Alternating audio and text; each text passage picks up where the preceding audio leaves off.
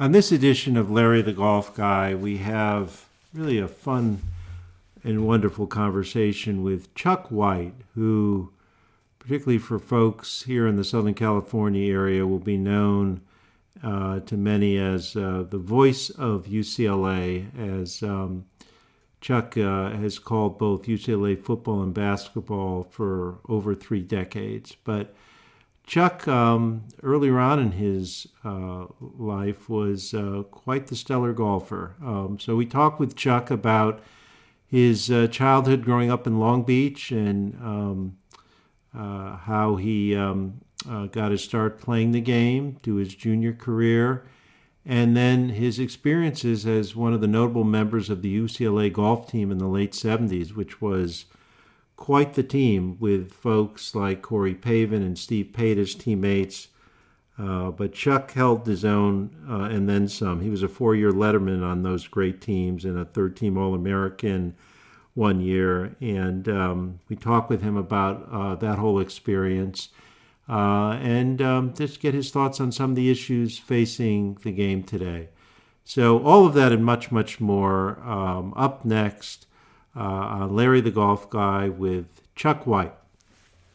Well, welcome to another edition of Larry the Golf Guy. And I'm so pleased today to welcome to the program the voice of UCLA, Chuck White, who many of our listeners I know will know from all of his great work for UCLA and also having been the stadium announcer for the Rose Bowl, lots of classic games there, including, what I think a lot of people think is the greatest one with USC Texas and It's all absolutely. that good stuff. But what you may not know about Chuck, which we're going to get into, is his golfing career and his time at UCLA and all of that. Chuck, thank you so much for joining us today. Larry, it's a pleasure. Anytime, any opportunity to talk about golf, my goodness gracious, it's great. Well, and Especially with let's. you, Larry. I love your show. Oh, Tell I appreciate it. That's very kind to you, sir. I appreciate it. And I kind of love doing it. So, as I often like to do for our listeners, maybe just to give people a little context, kind of let people know kind of where you were born in, which is Long Beach in California, but maybe tell folks how and when you were first introduced to this great game of golf. Oh, thank you. I love it. So I am a Long Beach kid, born and raised. My parents, neither of my parents played golf. They were working class people in Long Beach, and um, I really had no knowledge of golf until about 8 years of age. And I Hmm. started watching TV, and doggone it, in the late 60s, that was a big deal. And we would want I would just cling on every word watching the Masters, or in particular, the Bob Hope Desert Classic was kind Yeah. of my deal. Yeah. And I just loved watching, at the time, Indian Wells Country Club used red, white, and blue bunkering. If you remember that, this is Yeah. Oh, sure. way back. Yeah. And, it was the classic Bob Hope courses, and they were so beautiful. And Yeah.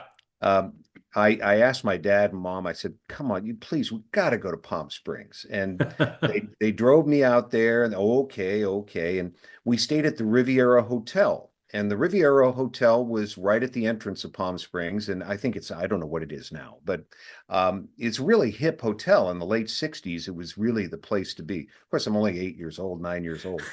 And there was a 9-hole pitch and putt course there. And it was, Okay. to me, it looked like Augusta National, just pristine grass, 100 Yeah. yard holes. And I said, Dad, we got to play. Well, you don't know how to play, Chuck. Went to the driving range, started hitting a few balls, and I just fell in love with the game, could not get enough of it. And that was really the origin of my golf life. And it was so much fun. And that being in Long Beach, of course, Larry, what are you going to do? You're going to play the Long Beach courses. And Right. Which is, they have a great, for those who don't know, I mean, just a great set of public courses down there for sure. absolutely. And my parents were very smart. They knew the summer months were usually interesting months for kids and get a lot of trouble. And my parents were very smart. They said, well, you like golf, Chuck. We're going to get you this thing called the Junior Golf Pass. And for $17.50, you can get this little golf pass and you can play as much as you want at Recreation Oh, Park, wow. El Dorado, Wow. and Skylinks. Yeah. The safest place in the world for a kid to be, right? And my goodness, I was so fortunate. I played with some of the greatest local players at that time out of there. Laura Ball, you may remember, who Yeah, won of the course. Of amateur, course. U.S. Women's Yeah. Amateur. Chuck Wallace, Fred Good, some Jim Baber, who actually held the course record at El Dorado, 61 for many years. I mean, just a plethora of great players, public golf players. And we just hang out there like we are at the beach for hours and hours playing Yeah. 36 holes, 45 holes. It Wow. Wow. is cool. And Long Beach, in that regard, is, born and raised. I still love those courses down there. Still love going down there. And it's like old time week, coming in and just playing those courses. Oh, they're terrific, and I've gotten to know them a little bit through the SCGA. I do work on the course rating with Doug Sullivan and his team, and we rated Rec Absolutely. Park recently, and I was down there to try to qualify for the senior match play at El Dorado, and they're terrific courses. You improved so significantly, obviously, as a junior player. Was there a particular coach you had along the way, or Yep. who shed the light to have you become as stellar a golfer as you became in your teens? Well, thank you, Larry. I was very fortunate. You might remember some of your listeners may remember the old Los Alamitos Country Club. It Yeah. was par 68, 66 course. The course actually went into the racetrack center. It was a wonderful golf course. Very bizarre. You'd be playing over actually where the ponies would run the quarter horses. And I ran into a coach there, a teacher named Homer Harris from Oklahoma. And he Mm, gave me six very important lessons, and then he just let me go. He said, Chuck, you're just fine. Just keep swinging it. You now know what to do. You just got to play. And as the great Ben Hogan said, you get it from the dirt. absolutely. And I'm a firm believer in that still. I'm befriending many of our UCLA players nowadays, and oh my goodness, you have coaches and psychologists and all this mucky muck. It's great, but doggone it, you still got to play, right? Yeah, You know, absolutely. It was so different. I mean, I remember we're not too far apart in age, and I remember, playing in Connecticut as a junior player, and this is way before the American Junior Golf Association, and exactly. certainly before, needless to say, all the technology, before, Larry, were we all the playing stuff. with gutta percha? Was that Well, it feels that way. Well, it's funny because we'll get to this later on, but I have my listeners know this because I tend to go to this question, and we'll get into this a little later about equipment, but it was so different back then. I mean, totally? it's whether it was a persimmon or laminated wood, it was a wooden wood, Absolutely. and a lot of balls, and my gosh, I mean, the club head was way smaller, Oh my and goodness, yes. Yeah, and you could, as you know, the irons, you could yeah, literally shave with the irons. The yes, yeah, leading edge on absolutely. the irons was so sharp.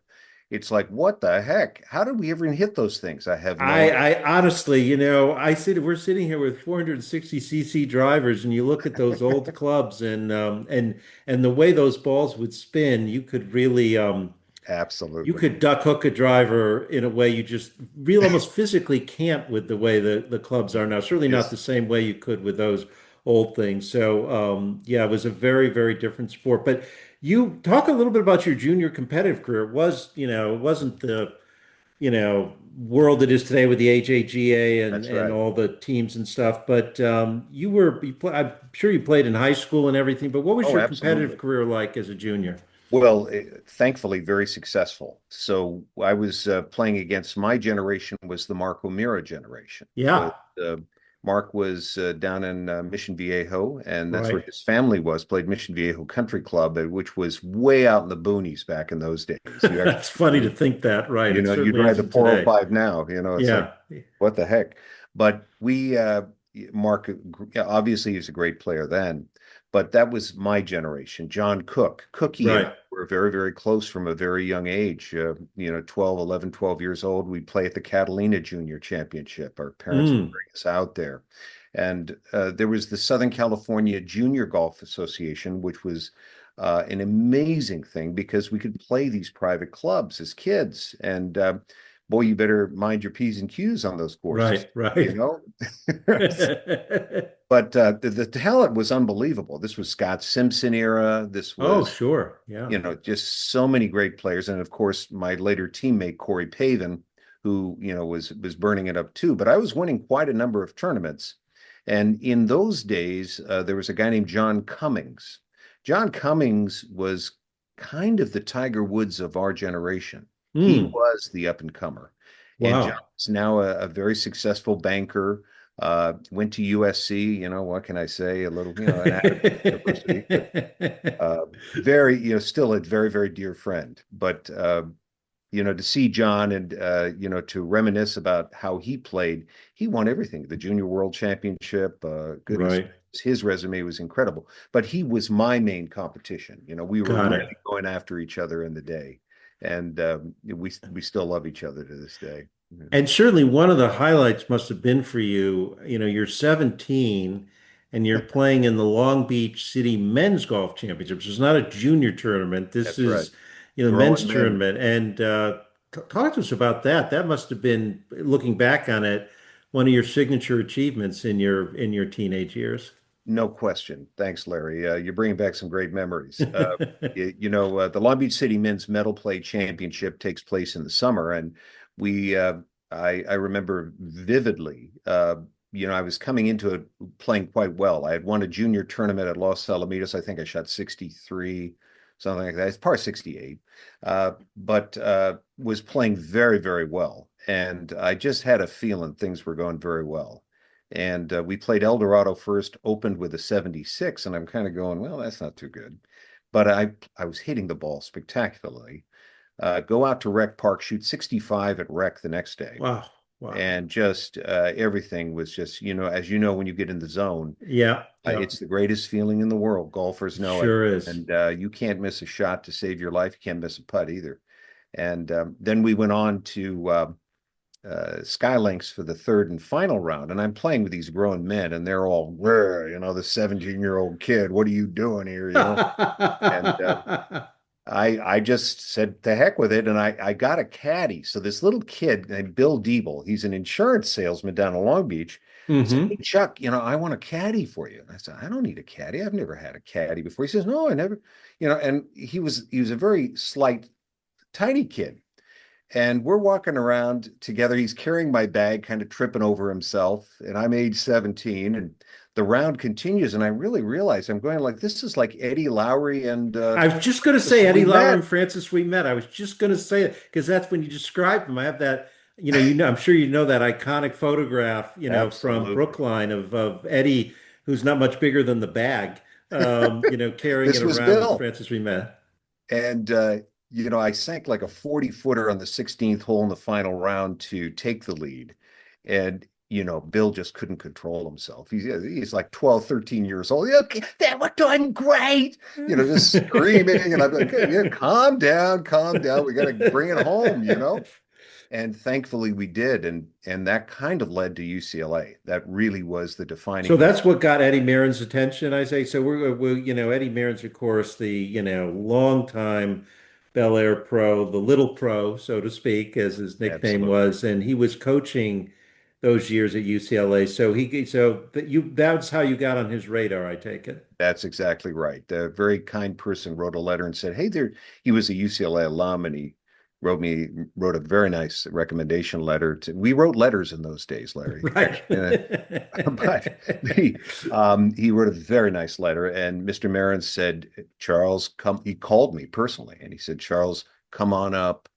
I want to meet with you at Bel Air Country Club." So, oh my goodness gracious, Eddie Marin's, this is terrifying. So get in the car in Long Beach, drive up the 405 freeway, terrified. I'm going to meet Eddie Marin's. I park in the lower lot at Bel Air, walk up to Hmm. the hill, and he brings me into the grill room. Age 17, the grill room. Oh my goodness gracious! And who's sitting next to me? It's George C. Scott. I kid Wow. you not. Uh, Wow. Dick Martin, the comedian. Yeah, sure. Mac Davis is wandering around. And I'm just like, are you kidding me? What is going on? What is it? And Sean Connery. Wow, and Sean Connery. Wow, you got Yes, James Bond on top of everything else. exactly. And so I drove home, and USC had offered me a half scholarship. So Stan Wood was the coach at USC. Right, Heard famous. I about me mean, too, and right, yeah. Stan was, legendary and very nice. Offered me a half scholarship. So I drove home that night, just on cloud nine. I just seen these bigger than life people, and I drove home and I asked my dad. I said, Dad, I don't know where to go. USC has offered me a half ride, and UCLA has offered me a full scholarship. Where do you think I should go? And he looked at me and said, Go Bruins. And that was it. Okay, we're going to UCLA. And Yeah, yeah, thankfully, yeah. thankfully, I went to UCLA. And you had such great, you mentioned Corey Pavin, but such great teammates, great teams. Corey Pavin, I think you overlapped with Steve Pate, Tom Absolutely. Pernice, Jay Delsing. I mean, and you yourself, I mean, befitting of your skill. I mean, you were a four-year Letterman there. Talk about, I should say, a third-team All-American, I think, one year. I mean, so Yep. you were right in the mix with those luminaries. Talk to me, what was your college experience like? What was it like to play on those teams with that level of play with those folks? Well, as you know, Larry, it's competitive. So, we don't think in terms of you're better than me. No, we want to beat each other. It's an individual game. And of course, we're playing the course. And Mr. Marins was always very big proponent of beat old man par. Let's just take old man par and just beat him. Let's go out and do it hole by hole, shot by shot. It was always his mantra. And um, I was the first recruit. The second recruit was Corey. So Oh, Corey wow. was right behind me, and we talked to each other, and we knew we are going to have a good team. With Corey coming in, he had just won the Long Beach or the Los Angeles City Men's Championship on the Griffith Park courses, and was playing quite well. And we were very happy to see, Corey join. And of course, later Jay Delsing and Tom Pernice from Kansas City came in. Tom, we know we're still good friends to this day. And these tremendous Duffy Waldorf. Duffy was incredible player, and then Steve Pate. I was going into my junior year when we finally got Steve. And Steve is Volcano, as your listeners Yes, probably that know. was He's his a nickname, right? bit Totally, of a right. temper, but Yeah, we wanted him. He was a heck of a player. yeah, Obviously sure, Ryder of Cup course. player and great career. And Eddie called me up one night and he said, Charles, he says, I need a quarter of your scholarship to get Steve Pate. And I said, really? And I thought about it. I go, I can make it up on an academic scholarship. And it was easy for me to make it up on an academic side. So I said, yeah, go ahead, coach, take it. And that's the reason why we landed Steve Pate. Wow, that's cool. So, here's, Steve, landing at UCLA, and, we're playing, and we had won more tournaments to this day. I think that team, one of those teams that won more tournaments in a single season than any team, perhaps in college golf. Wow, We wow. won so many tournaments. I'd have to ask Pate or, Corey. They certainly know. Jay Delsing knows for sure. But tremendous golf team.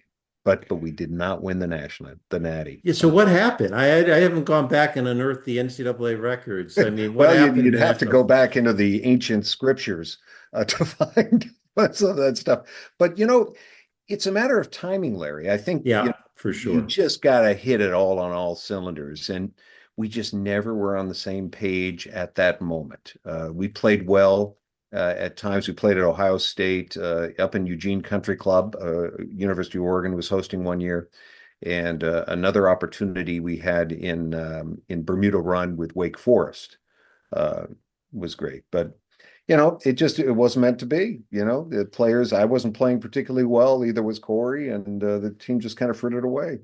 Was it all stroke play back then for the Absolutely, NCAAs? Yeah, absolutely, yeah. yeah, And yeah. straight up, just go to it. 4 rounds. Good luck. Yeah, I always wonder for obviously, you're talking about not just Division One, but those UCLA golf teams, top level Division One squad. Um, how did you find balancing that as a student athlete back then with all your schoolwork and the rest of your college experience? It was brutal. Today our UCLA athletes are so well prepared because there are study halls. Right, There are people there to help them right. get through their studies to make sure they're properly educated and ready to go. We had none of that. It was good luck, every man for himself. You better be smart. And, the golf team, Eddie loved to play, loved us to play. So oftentimes in a 10-week quarter, we'd be gone 6 weeks on the road Wow, wow, that's a and lot. brutal. And we'd come back, we'd have to take midterms and finals and blue books, and it was always a balancing act. We had to figure it out, just figure it out by ourselves. Yeah, I mean, it's so different, right? I'm just thinking back. I mean, now everything's online, you have tape stuff, you have everything. Exactly. I mean, you didn't have any of that. None of that. None of that at all. But we certainly had the characters, a lot of characters on that team. And it's amazing some of the stuff that went on with those teams, crazy teams, But then again, with Eddie, we were always introduced to some of the most amazing people in I golf. bet. I You bet. know, Yeah. Arnold Palmer would fly into Santa Monica Airport and shuttle over to Bel Air before the LA Open, and he would team us up with Arnie for 3 holes. How And cool is that? um, Arnie is my personal hero. I just love Arnold Palmer, and um, he showed up one day, and the first time I saw him, he just had those hands. Those hands just struck me. The way he held a golf club Yeah. was Yeah. distinctly unique. It was just Palmer. He's a Yeah. man. It's like, and he shows up on number 10. So we're going to start on number 10 at Bel Air Oh, across. so this is the swinging bridge hole, right? Exactly, Okay. exactly. 220 some odd Tough, yards. tough hole to start off on, but Boy, brutal, man. You got it. So, here's Arnold Palmer, and we're all I'm sheepishly standing there with Corey, and Arnie steps up to the tee. I'm expecting greatness, and Arnie gets up there, and Creamy Caroline is his caddy, yes, his famous caddy. That's right.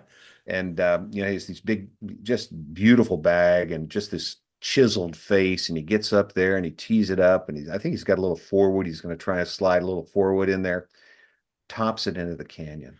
Oh my. And I'm like, oh my goodness gracious, this is Arnold Palmer. He just topped it in the canyon. Now, all of my illusions are shattered. He says, caddy, ball. And Creamy throws him a ball, puts it down, hits it 6 inches from the hole. Next shot. Oh my goodness. He's back on the on the Right. plateau. Back on the plateau, exactly. How cool is that? So, I mean, with Eddie, that was where you played, that was where you practiced and played at Bel Air. Because I mean, obviously UCLA and USC has the same thing. It's not like you don't have the Scarlet course at Ohio State on campus or That's right. pick your other ones. I mean, but you had access to courses. Was Bel Air because of Eddie kind of where you did all your practicing and playing pretty much? They were so accommodating. And if you can believe this, Larry, this was our lineup back in those days. So it would be Bel Air Monday and Friday, Brentwood on Tuesday, Okay. Riviera on Thursday, Lakeside on Saturday. Wow. Are you kidding me, man? Pretty I'm good I'm from lineup. Rec Park, man. I don't know. Are you kidding me? It was heaven on earth. Yeah, that is awesome. Thanks to Eddie, and thanks to the members too. Yeah. The members so much, they really liked us. I think they like the young energy Oh, I'm there, sure. of the kids out there. And they were so great. At Bel Air, we ran into everyone from Ray Bolger to Don Rickles to Bob Newhart. And all of them were just spectacular. You couldn't dream this up anywhere else. Right. I can only imagine. I mean, for people who are our listeners who aren't from LA, and may not appreciate this, Bel Air is kind of the place where most of the celebrities in town who are golfers play. Absolutely. For LACC, it's very much no celebrities. None. And they've always been that way, and they still are. They used to, the famous story that, they accepted Ronald Reagan only after he left, acting and went into politics. That's right. That's right. But Bel Air has it's incredible club, incredible membership. What have you, just as long as we're talking about Bel Air, I'm sure you've been out there. What do you think of the redo that Tom Doak did? You know, I shortly before Mr. Marin's passed, I went up and we had a little lunch up at Bel Air, and we talked about it. And I asked him, and I'm not going to duck the question, but Eddie, I said, Pro, what do you think of this? What do you think? And he looked at me and he said, Charles, why would you mess with the Mona Lisa? And Fazio had done such a beautiful job with Bel Air, Yeah, yeah, and in framing the holes and the creek work along 13 and 14, I thought was just spectacular. right. And I have played the new Doak. I think it's much easier. I think the course is much, much easier. That's interesting. Yeah, And I'm an old guy now, and I'm going, this is, if you used to miss it, you'd be in big trouble. And no, yeah, it's much more forgiving around the greens, a lot of yeah, collection areas he has, yeah, that's true.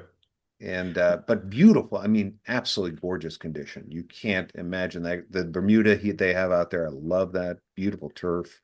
Yeah, Uh, it is gorgeous. I mean, and it's funny, Chuck, I've been out here for now a little over 28 years.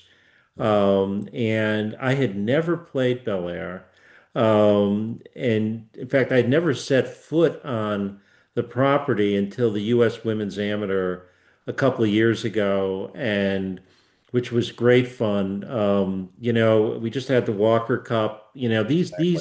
These USGA tournaments, other than the men's US Open and probably the women's US Open. I mean, and I'm thinking like the US Senior Women's Open that I went down to San Diego Country Club for.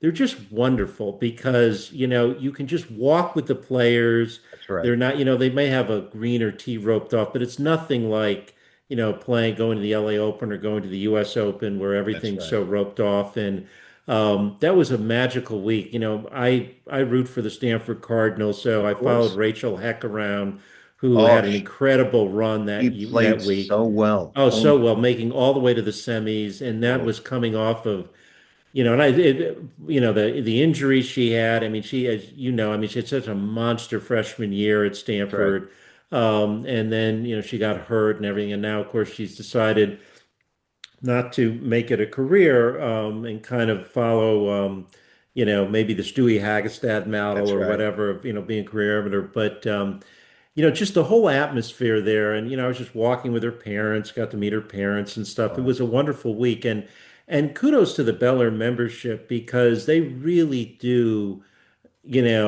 support amateur golf, support the USGA. We got the Curtis Cup coming next Absolutely. year. I mean, they've Can't had wait. the US Amateur there, the US Men's Amateur, and then the Women's Amateur, and it's really wonderful the way I think. Again, I don't know the club super well, but I mean, the sense I get is they really view it as, a joy, a jewel they have to share with the USGA and these top amateur tournaments. I completely agree. Completely agree. It's a very, very special place. But you mentioned Stanford, that truly is my special place. So my biggest win of Okay. my life was the United States Intercollegiate at Stanford. Okay. In 1978, I won that tournament, and I broke Tom Watson's scoring record, actually. And Wow. At that at that the was university at Stanford at University course Stanford. up there. Stanford, Yeah. absolutely. So on the farm, it was that golf course I hold great love and affection for. It's a ball striker's golf ball It's for a beautiful golf course. Yeah. great golf course. I don't know what they did with Sand Canyon. For those of you listeners, I'm really getting into the weeds here, but Sand That's okay. Canyon cuts through there, as you know, and Right. number four used to be a great little par four over the Right. creek. Now I think it's back to back par threes. I think you're right.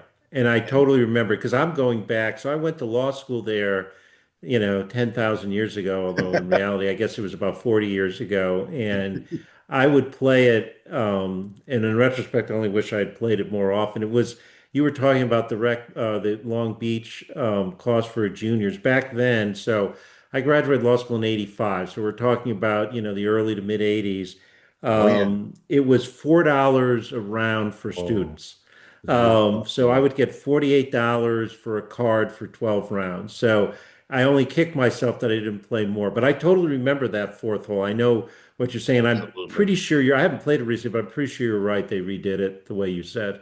Yeah, Um, unfortunately, we had a teammate who actually was a member at Sharon Heights across the street, yeah, right on the uh, other where, side in Menlo Park there on the other side of where John Sandhill. Right. Brody played a lot of golf too. The great Yeah, absolutely. quarterback for the Played 49ers. on the senior tour actually after he Exactly. finished, You're right? exactly. You know your stuff, Larry. Yeah, You no, are a crazy absolutely. golf guy. Well, yeah, and it's great, and it's a beautiful golf course, and they have a great program, and particularly the women's program, I agree. which is we'll see. I mean, I've had Ann Walker on the podcast, who's Um, done such a great job up there, and she's got another loaded team coming up. So we'll see how that goes. I mean, you were talking about the NCAA's. I mean, they were such heavy favorites this year. I had Absolutely. gone down to La Costa last year, and they ended up winning it, and it was great. That's And right. this year I was out of town, and I sort of texted her beforehand, good luck, and she's kind of prophetically, in retrospect, said, match play is always a bit of a crapshoot. It's true. It's true. And And you remember who they beat, Larry, last year? Was it the UCLA yeah, Bruins? I remember they beat UCLA in 2024, and this year they're up against Northwestern That's in the right. finals. And Mega Gane, who I've also had on the podcast, who I'm a big fan of, is Absolutely. the first one out. She had just beaten Lottie Woad, who was Yes. now turned pro, number one Superstar. amateur, Yep. right? And when they beat Florida State, I think it was in the semis. So, and Ann sends her out first, and she's like boat races the other girl. I mean, it's just wins it going away. And I'm thinking, God, okay, got 1 point, but wasn't to be this year. But Well, let me ask you now, yeah, since you're on the subject of La Costa, yeah, and what Gil Hanse did to La Costa. yes, yes. What do you think? What do you think? So my memories of La Costa are back to the Tournament of Champions, watching it on Exactly. TV when I grew up in New England, so I'm sitting there in Connecticut and watching the Tournament of Champions. And so I had never played it. I always remember those telephone wires or power lines Exactly. going across it.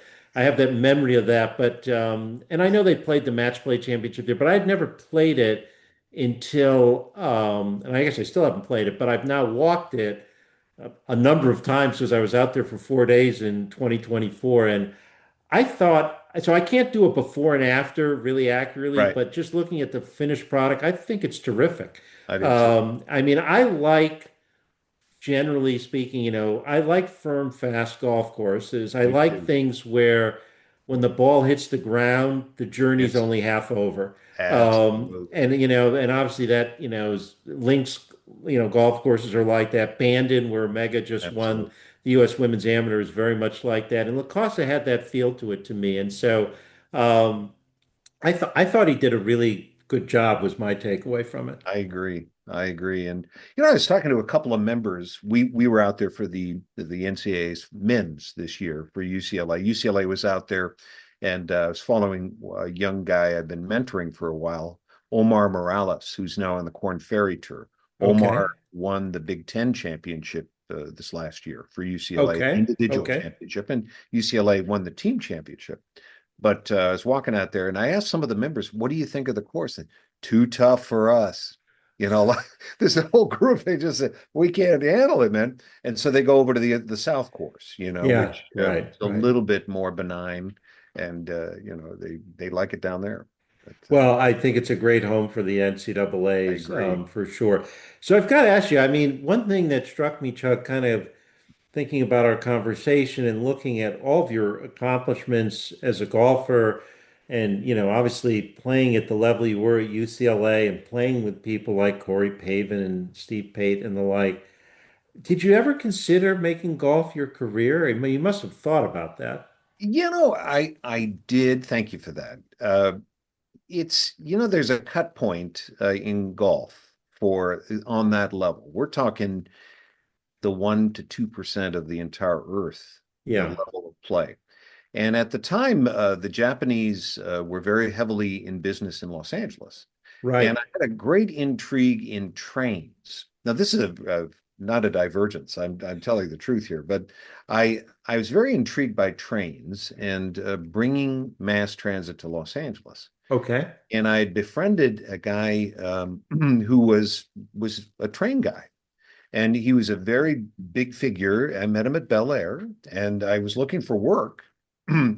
And I joined this very big company, and we actually provided the first train system to Los Angeles, the Oh, Blue wow. Line, which ran Okay. between LA and Long Beach. And I was a Right. part of that as a young man. It was a hard job, you know. I mean, goodness, the politics, the blah blah I'm blah, all this sure. stuff is Yeah. just Yeah. beyond belief. But I wanted something more than just golf. You know, maybe I was uh, too cranial, too thinky.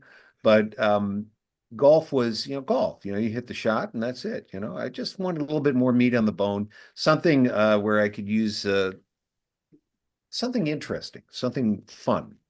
And, you know, golf became more work Yeah. and it became, you know, you see the kids out there really getting pushed by their parents. Oh, And sure. it's just brutal, you know, and Yeah. they're not having fun. And I Right. realized I really wasn't having fun, you know, and I harken back to the days of Long Beach when I was out there on the 1750 ticket running around the courses. And that was the fun part, you know, but Right. when it's a work, when it's your work, it's a whole different matter. You know, you're It out there, sure is. you know, but and Yeah. I love watching it still, you know, and I love seeing the guys out there play, but um it's quite a cut point, you know, where, you know, from this to this, you know.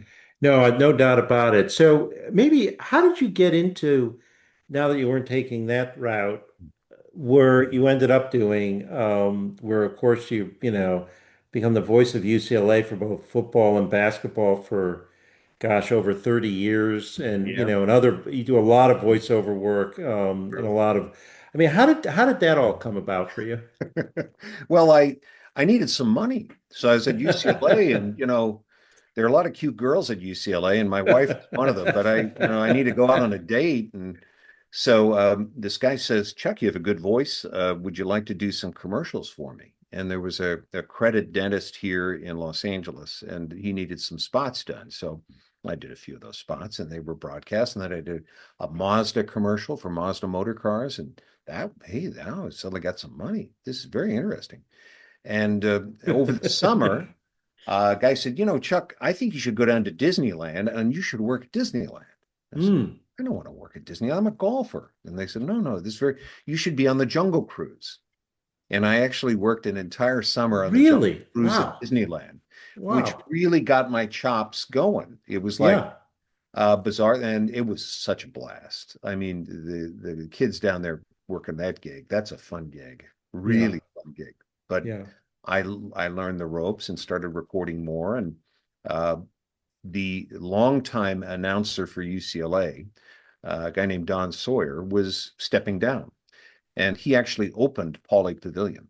Oh, And, wow. uh, and he said, UCLA came up to me and they knew what I was doing voice wise. And they said, Chuck, do you want to try? And I said, I'd love to. And they threw me right in the ocean. They said, Chuck, you're announcing the Cal UCLA football game at the Rose Bowl. This was Oh, wow. 93. Wow. Good luck. Wow. Yeah, exactly. And thankfully I survived. But you know, for the Bruin fans out there, you know, I'm completely biased, and I admit it. I'm the biggest homer. You know, I some people say I should be more of a homer. We I'm pretty much a homer, though. I tell you, especially in basketball, there's a little bit of a bias. I can't deny it. Nothing wrong with that. And you were there for their 95 run, right? For the national Absolutely. title? Yeah, so Yeah. cool. You know, it was That wasn't that, was that, I'm trying to remember, but that was when, I'm forgetting, Tyrus, what the guard ran the court to, Tyus Edney. Yeah. right. That was to sort of win one of those games, right? Four, Yeah. 4.6 seconds. Yeah, Right. this was, you know, that game was all for lost. I think we were playing Missouri and UCLA, goodness gracious, Missouri was shooting over 65% from three-point land. And usually that signifies the kiss of death. It's almost Sure. impossible to recover. And somehow the Bruins clawed in, and with 4.6 seconds, you know, Tyus makes that incredible coast to coast run with the baby hook, which Jim Harris Right. called baby hook, to Right. seal the deal. And then they went on to very confidently win the national championship. And um, yeah, I'm a huge college basketball fan, as you can tell. But seeing some of the greatest players, we've had go through the university, Oh, yeah, of course. It's such a Russell storied Westbrook and program. Kevin Yeah, Love and absolutely. Aaron Aflalo and Yeah. Norman Powell, who unfortunately is now with Miami. But these guys are great guys and great players, and I've been very fortunate to know these guys and to see them up front and as a very young age, and they still love UCLA. They come back to their home turf. So this is kind of, I wanted to get your thoughts, maybe combining a little bit of your, long time work for UCLA with kind of college sports generally, because it is a sea change. We were talking about earlier, for junior Absolutely. golfers now with the coaches and the technology and everything and how different it is. And that is certainly true. But at the college level, the NIL deals, the Absolutely. portal, I mean, and what that's done to college sports. So, both golf and of course the other major sports that announced for UCLA.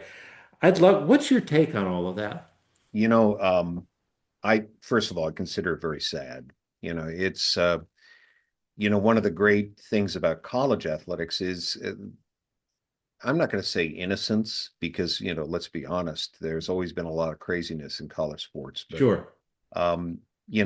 when it becomes a monetary thing, these are student athletes. Somewhere along the line, we're missing the whole point here.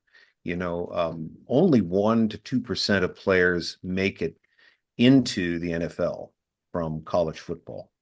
And we're treating this as if these kids, are just going to roll into the NFL or, something, or there's going to be NIL money or, all of this. And it's the wild, wild west. There are no rules, there are no regulations, there's no tax exempt 501c3 as far as I can see. And it's rather sad to see this going in this direction. But I am confident that the winds of change are going to come on this because it's too weird to my view, that there will be changes made, necessary changes, and kind of even this thing out. Certainly these athletes are exemplary athletes, and they deserve something besides, I think, besides just a college education for free. But how much? $10 million? Are you kidding me? Come on, come on. But on the other hand, I did the Rose Bowl game. I've done 24 Rose Bowl games, Right, and right. I'm honored to do that game. And a couple of years ago, we had one of the greatest, Larry, one of the greatest games I've ever seen was the Alabama-Michigan game. Yeah, sure. And I'm telling you, all of this talk with NIL, all this talk, we're all cynical, we're all upset, we're all, in those 4 hours, the whole doggone, everybody forgot about that. And Yeah, the entire Genesis was just on this football game. Everyone's attention and the ratings were sensational. They yeah. were just through the roof. And um, it was just a brief moment where we could just say, it was the last game we saw Nick Saban and Jim Harbaugh. Right, That right. was it for Saban. Harbaugh went on to the Natty, but um, it was unforgettable. And still people love their college football. I was looking, San Jose State played Texas on Saturday. 100,000 people show up in Austin for that football Yeah, game. yeah, San Jose State. yeah, Wow. yeah. Wow. Yeah, People no, still it, love it. it is. I mean, live sports like that, and college football in particular, there's nothing like it. The True. pageantry and everything. I mean, it's awesome stuff. On what for me is a sad topic, and I suspect it might be for you as well, but I'm just so sad at what's happened to the Pac-12. And I just I mean, I don't know in retrospect. Well, I shouldn't say. I guess I can think in retrospect certain things, that Larry Scott may have done differently that would have led to a different outcome. But it's just so sad to me. And the other thing about it is, you know, for the so-called Olympic sports, forget about basketball and football, but for Stanford or So UCLA, of course, obviously is in the Big Ten now, which I still can't quite get my head around. And How you know, about it's the even ACC, well, I was just going to ACC? say, in Yeah, Stanford and Cal is even crazier. They're worse. going to the ACC, and you know, if you're, I mean, I had Ann Walker explain it to me in this pod system and how they were going to schedule it, but nonetheless, I mean, you know, get on a plane, whether you're UCLA, you're going 2,000 miles, 3,000 if you're going to the East Coast for your Stanford and Cal players, and it's just, I don't know, I'm just so frustrated by it. I mean, I want to see, you know, You know, I want the traditional rivalries. I mean, they're I gone. listen. You're a good cardinal, and you got the tree. I understand,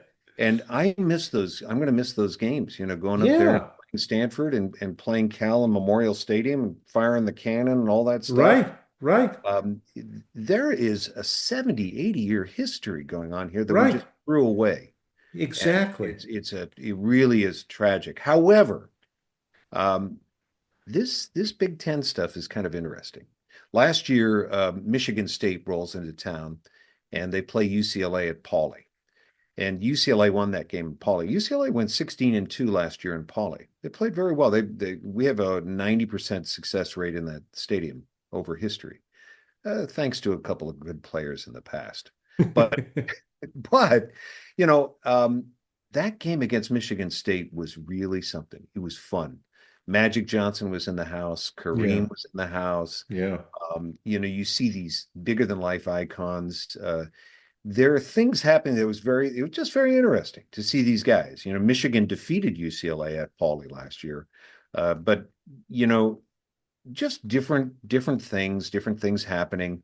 I'm just taking it one game at a time and see how it goes. You know, we have a game on Friday, New Mexico in football. I'm worried about it, man. I'm just telling you, mm, we got to get our act together in football for sure. yeah, for But sure. but I do miss, I absolutely, I'd be remiss to say, you know, I miss the pack, and you know, going down to Arizona, watch the Arizona schools, and then go up to you know, Utah and see that we played Utah, but you know, Colorado as well. Right, right. Washington schools, Oregon schools. It's such an incredible history, the Pac-12, and we Conference love of that. Champions, right? That's right. Well, exactly, correct. Just ask us. Yeah, exactly. It's sad to sort of see that go. Let me get a couple of thoughts from you on sort of golf today. Maybe you touched on this a little bit, but just so what's your relationship with golf today? Are you, I know, I'm sure you still play. Do you play competitively at all anymore, or Well, is it just kind of for fun? it is. I'm a three handicap. I'm That's embarrassed. impressive. Well, I don't know about that, but you know, I'm embarrassed by that. You know, I just went out, I played Ojai Valley a couple weeks ago, and in a charity event, I play in a lot of charity scrambles, and I'm a good charity scramble partner because I'll hit some shots occasionally, make some putts, and we'll have some fun. And I enjoy that part of golf very, very much, and that's really what I do nowadays. I could go super seniors. You know, I'm almost to that age where I could really go into that area and really Yeah, seriously. But you know, Larry, I've played competitively. I've done that, you know, and I feel happy that I was able to play with some of the greatest players ever in this game right, for and sure. experience all that. And I've won on different levels. But Yeah, absolutely. the senior thing, I don't know about that. You know, it's like I've done that. You know, I've hit the shots, but I going out and playing, there's no greater joy than playing golf. You know, just going out and even teeing it up at 2 o'clock. And those of your listeners who know the sun is setting and Oh you're yeah. just walking down the fairway, there's nothing better. It's just the Uh, best. Totally. I have, you know, that's how I kind of learned the game from my dad is, and we'd go out late afternoon in the summer, and the Wow. way a golf course looks late in the afternoon with the way the light is on, it's just, there's nothing better than doing that. Absolutely. It's remarkable. And the It's, courses in Connecticut are so beautiful too. Boy, they goodness, are. I mean, great it's, you one. know, it's a very different surface. I mean, you know, all the, you know, the bluegrass and the long, you know, Exactly. lush grass, it's just very, very different. It's Of great. course, you don't have 12 months like you have out here, but yeah, it's definitely very, very different. Um, you know, do you follow the pro game a lot, or do you follow I golf a do. lot and stuff? I absolutely do. And What's your you know, sort of speaking take on the pro? I mean, there's a lot that's gone on in the pro game, obviously live golf and I'm just, I'm stuff. I'm curious what these you think about all that. these are just opinions from the peanut gallery, but you know, I as you are disappointed with the pack, I'm disappointed in my golf game in the PGA Tour.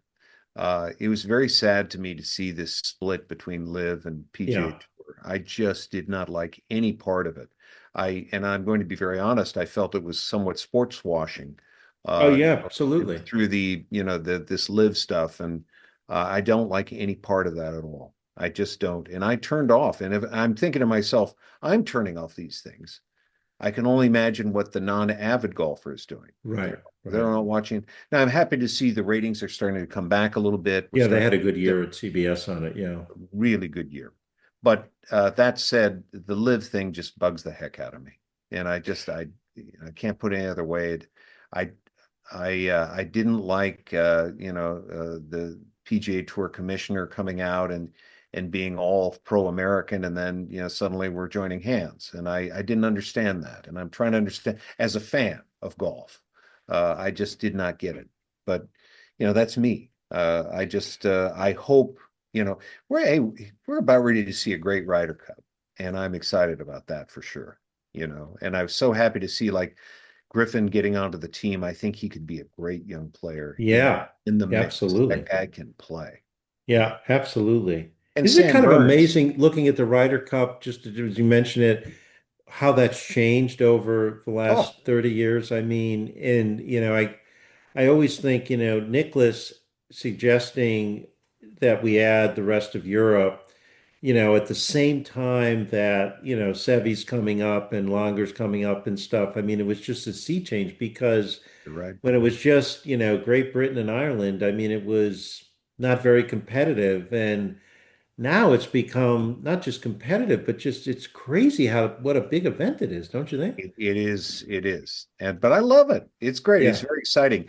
And to see it at Bethpage, that is really cool to me. How they're yeah, going to set up the course for Bryson. right. Is the rough going to be down? What are they going to do? I don't know. I'm very excited to see how the course is set up and it's sure as heck better be pro-American, to our game. I'm old enough to remember football, when SC played Notre Dame in the famous Bush Push game. When the grass was a little high. Yes, sir. Yes, sir. And what's the best for Keegan and the guys? I want to see that. It's Yeah, going to be very interesting from a golf viewpoint. absolutely. Absolutely. I'm looking forward to it too.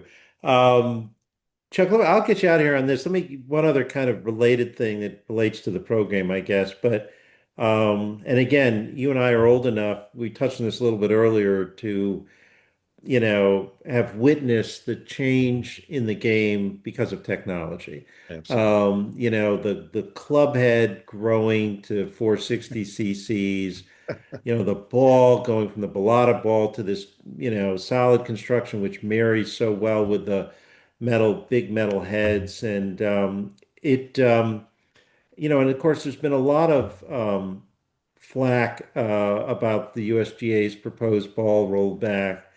I mean, to me, I'll I throw love it. this out on the table for you. I mean, to me, I did not understand, I still don't understand why bifurcation isn't the answer. I mean, I'm, betraying my East Coast roots. I root for the Lakers, and stuff, but I still have, kept my allegiance to the Yankees. And, if Aaron Judge was using an aluminum bat, there'd be fatalities at third base. I No mean, question. there's no one bats an eye at the fact that there's wooden aluminum bats all the way up, and then at the pros there's wooden bats, and we can give lots of other examples too. But I mean I look at technology. I mean I'm sitting here, a couple of par fives away from Riviera, and which is I love that golf course, but the extra tees they've had to build, for the Sure. LA Open, I mean, that 12th hole is got to be Woo. like a full wedge from where I play it, from That's where right. they play it. And I schlep all the way back there when I'm out there watching them. And that walk off the 11th green, you're going all the way Forever. back to where that tee is. And so, what's the expression, building the church for Easter services. But I mean, it's just the sustainability issues, Correct. that we have, particularly out here in the West and stuff. I mean, to me, I think it's a no-brainer to sort of think about bifurcation. But anyways, I'm throwing a lot out there on the table. I'm just curious how you think about, as someone who's as skilled as you were and are at golf, how you think about the impact of technology on the game. Well, I'm old enough. You brought up the 12th hole. I'll bring up the 11th hole at Riviera, the par five. Right, right. The first time I went out there, I watched a guy named Calvin Pete play. Yes. And Calvin, he had a diamond in his front tooth. Right, Very right. cool dude. Yeah. And he teed it up on 11. It's the first time I saw a pro hit a golf ball in a PGA tournament. Hmm. He split that fairway right down the middle, about Hmm. 238, right down the middle, 238 right off the tee. Now that may be about a 6 iron today. Yeah. And but Calvin hit over 80% of his fairways Right. statistically. It's an unbelievable accomplishment what he Yeah. did hitting the ball straight. And here, in today's game, he would never see the light of day. Right. Never, ever happen. We'd never see the greatness of him. Yeah, I Right. think he won the Players, if I He remember did correctly. win the players. Yeah, absolutely. He won at Sawgrass. Yeah. And really cool dude too. But Yeah. um, I once got a driver. I was down at the range at La Costa. This said mid 70s, and I was just about ready to go to UCLA. And I was down there watching some of the pros, and Johnny Miller was on the range, Hmm. and he is striping drivers on this range at La Costa.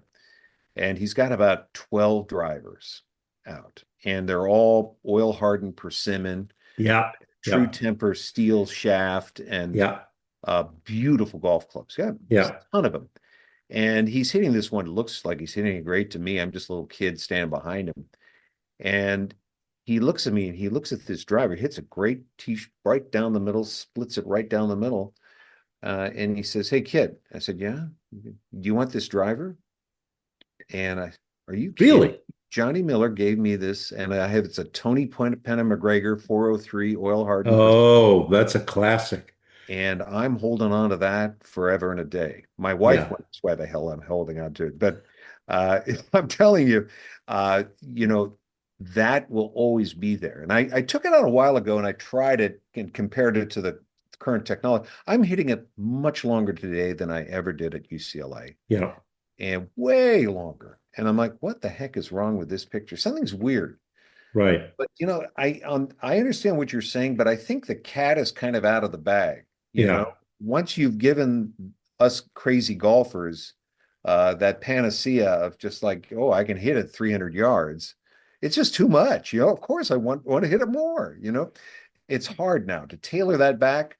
It's perhaps a difficult subject for people to wrap the because they just want to hit it a mile and have a beer. I Right. just Right. Although it's just at the elite men's level, I mean, correct. it sort of takes a lot of these cathedrals of the game and Absolutely. obsoletes them or requires them to do all sorts of things to kind of keep the shot values in play, You're in so terms of right. lengthening tees. And I don't know.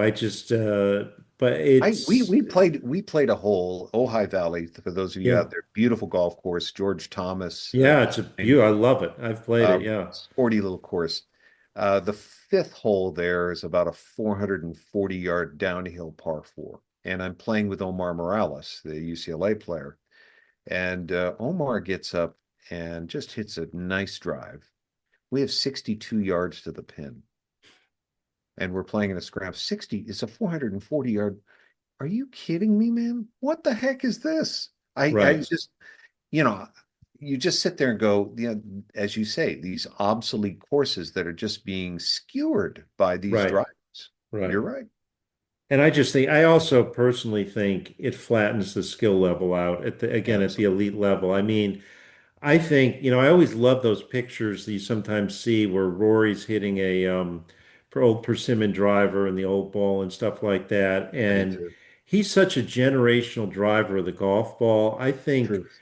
my own view is I think the delta between him on driving and the rest of the pros, it would not be as flat as it is now. I mean, it's just because that big club head. I mean, to me, if someone wants to take the old small club head and they're better athletes now, of course. That's true across the Sure. board in every sport. And if Bryson wants to go swing that hard and can hit it that smallest sweet spot consistently, I don't care if it goes 400 yards, but I mean, I 100%. just don't think you would see them swinging that hard because the sweet spot on a 460 cc driver is just a lot bigger. That's absolutely correct. You're spot on. And Yeah, but it sure is fun to hit a 300 it once is. in For a you while. and me, it's a lot of Just fun, saying, right? we I like to go to Disneyland too, but not every day. Maybe that's the answer. Fair enough. Hey, Chuck, this has been great. I really appreciate you spending some time with us. I knew this would be a great conversation, and it was. And really appreciate your time. Thank you, sir. So appreciate all you do, Larry, and I'll keep on listening. Thank you, sir. Thanks again.